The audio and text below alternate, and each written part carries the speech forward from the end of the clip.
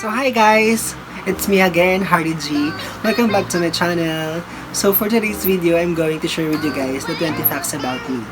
Wala man nagsasuggest or nagko-comment na gawin ko ito, pero I just want to share with you guys kasi gusto kong mas makilala nyo ako.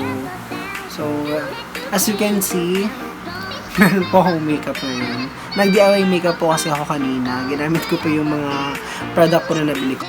So, without further ado, let's start! Number 1. My full name is Hardy Jean Balagcasin. Hardy Jean is came from my mother and my father's side. Hardy is nanggaling sa mama ko, which is ang pangalan niya is Mary, ginawa lang niyang panlalaki. And yung Jean ko naman yung nanggaling sa daddy ko, which is ang first name is Eugene. Number 2. 5 po kami magkakapatid, and surprisingly, 4 po yung babae, at ako lang po ang nag-iisang lalaki. So, I'm the 4th one. Number 3. I am 5'8" in height, and the size of my shoes is 9. Number 4. I'm turning 21 this coming July 6. Number 5. I took up a bachelor's degree in tourism management at Pamantasan na Luzon, Marikina, and just recently graduated, as you have seen in my first vlog. Number 6. I came from a broken family for almost 21 years, but still, I have my mom and my siblings and my lola in my life. But I'm happy pa rin kasi we're all together. Number 7. I'm proud to say that I am Lola's mom. Number 8. Mahilig po akong kumain.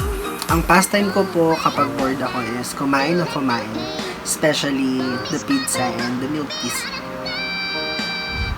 Number 9. I am easy to be with.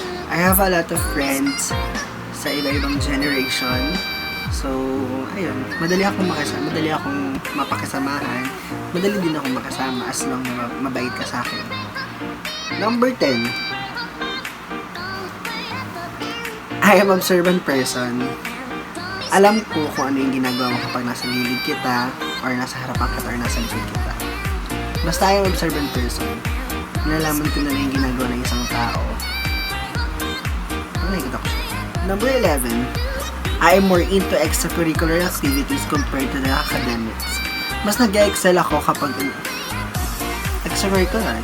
I think it's more interesting. Number 12. My dream country to visit is Maldives. Mahilig kasi ako sa mga beaches. So alam mo na. For me kasi, pinakamagandang beaches here in the world is Maldives. Number 13. Marami nagtatanong sa akin ito kung ano daw bang gender identity ko or preference. For me, I consider myself as a gay, pero mas natutuwa ako kapag kinoconsider ako ng maraming tao as bisexual. Number 14.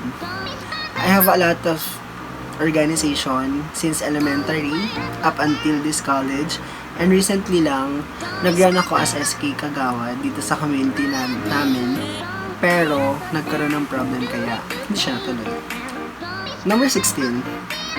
My top 3 favorite vloggers are Lloyd Cadena, Michelle D, and my favorite, Ray Herman.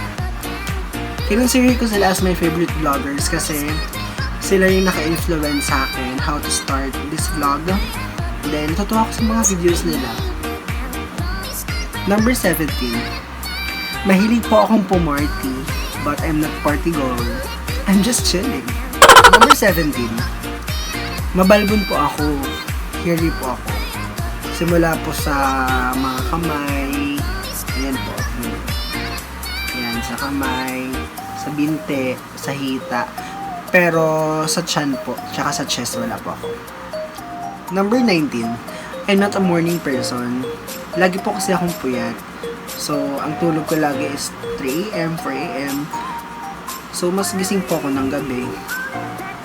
Alam mo na, millennials. And last, feeling ko ito yung parang pinaka-interesting. May hobby kasi is... And that's all. That's me. Salamat sa pakikinig at saka sa panonood. And kung nagustuhan niyo itong video ko, and don't forget to like, to share, and comment down below your suggestions. But wait, if hindi ka pa nakapag-subscribe sa channel ko, don't forget to subscribe. Subscribe mo na yan. So, see you sa next video. Bye!